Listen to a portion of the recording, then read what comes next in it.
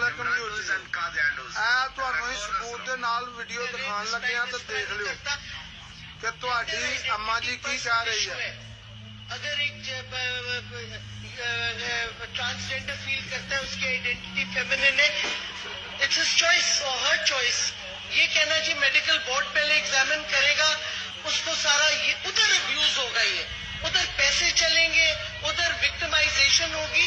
हमारा कानून ये पिछली हुकूमत का था, दुनिया में सबसे ज्यादा अप्रिशिएट किया गया क्योंकि हम ट्रांसजेंडर मगली लाके बैठा रहा वो अपनी आइडेंटिटी अमेंडमेंट में पहली बात ये कर रहे हैं कहांगे ख्वाजा सराफ सानू सवाल पूछा जाएगा कि इमरान खान दे नाल सो या नसी बोर्ड नहीं बैठेगा।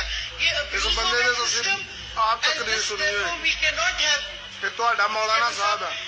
तो इस वास्ते ये मेडिकल बोर्ड की प्रोविजन जो है वो सरासर गलत है, ये अब्यूज की तरफ जा रहा है, ये विक्टिमाइजेशन ऑफ ट्रांसजेंडर्स है। बड़ी मुश्किल से ये कानून पास हुआ और ऑपरेशनलाइज हो गया और आज तक हमें एक कंप्लेंट नहीं आई उसकी अब्यूज की, बल्कि इस कानून की वजह से प्रोटेक्शन मिली है ट्रांसजेंडर्स को और उनकी मेन स्ट्रीमिंग हुई है।